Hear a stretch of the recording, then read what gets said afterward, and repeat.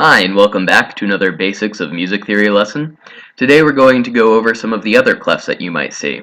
I say other clefs because last week we went over the treble clef and bass clef as well as stabs, and if you haven't seen that video, you should probably start there.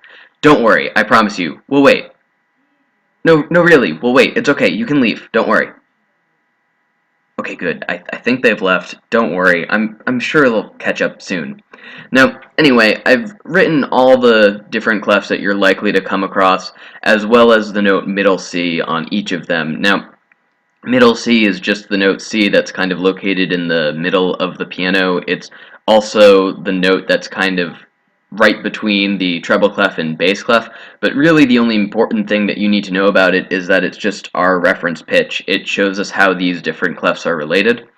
Now, right here I have the treble and bass clef, and like I said, we went over those. No need to really add anything about them. Next we have the tenor clef, which is a type of C clef. Now this is supposed to look like a C, and it's not quite as stylized as the G for the G clef. Like, I can kind of see how someone might think that that was a C, but it's certainly more stylized than the bass clef, and I still think you need to be a little bit concussed to just look at it and go, oh yeah, that's definitely a C. What? Yeah, totally.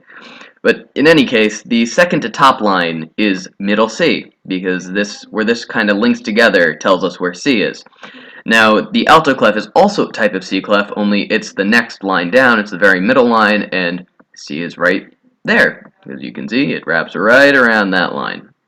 Now, next we have another type of G clef. This is the tenor clef. Now, the notes are all the same, so this is still a G, but it's just everything's an octave down, so this C is the same as this C, even though both of this space and this space are C, they're not actually the same note. And we'll get more into octaves later on, but for now, all you need to know is if you see the little 8 at the bottom of the tenor clef, or the bottom of the treble clef, then it's actually a tenor clef, and C is right there. Now next we have the neutral clef and tab. And these are kind of a little bit more variable, because the neutral clef doesn't tell you where any notes are because it's for non-pitched instruments, or at the very least, instruments that aren't meant to be played like this is C and this is D and etc. whatever. It's just, at the most, it's relative to itself. So this space is going to sound higher than this space, but it's not necessarily going to correspond to any note. Now, tablature is just almost a different way to write music. It doesn't necessarily tell you, it tells you notes, but more what it's good for is different fingerings, and it corresponds usually to different strings. You can have tablature for non-string instruments, but it's very uncommon. If you want to see examples of it, look up guitar tabs. There's tons of guitar tabs online. It's also used for electric bass. You can use it for other instruments as well. There are tab systems for things like mandolins and lutes. So if you're really into that electric lute playing, you might get a really rockin' tablature going for that. But I don't play lute, so I can't really recommend any specific style of tablature for it.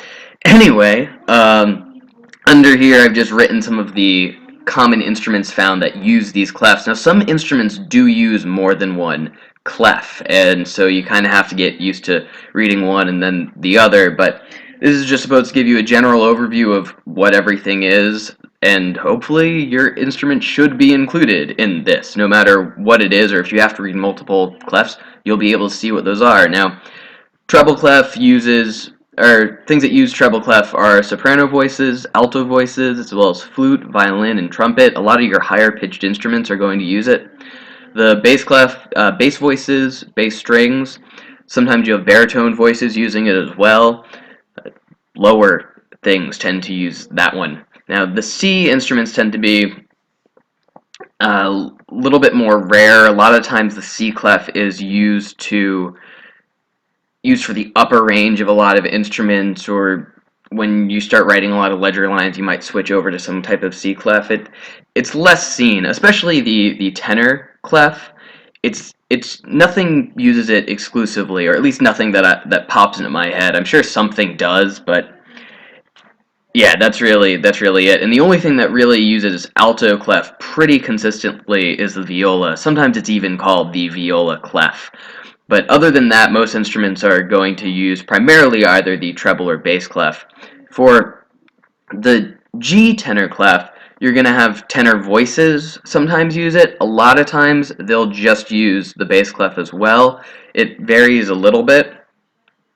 And then for neutral clef, either drums and other non-pitched instruments use it. And for tablature, like I said, it's primarily for strings, especially common for guitar and bass. One thing I'll just add about tablature that I didn't say before is a lot of times you'll have different line. You won't have a system necessarily of lines and spaces. You might just have a system of lines, and where each line is a different string. Like if you look up guitar tablature, it's pretty common to see tabs where you essentially have 6 rows, and each row corresponds to a different string.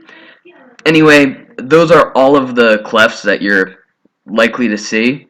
Hope you're having a wonderful, wonderful day, and that you come out to check more music theory on this channel next week. And hopefully the people who had to go check out the last video will catch up soon. We'll find out later. I'm sure they'll be fine. Unless they film the moat. Anyway, bye-bye!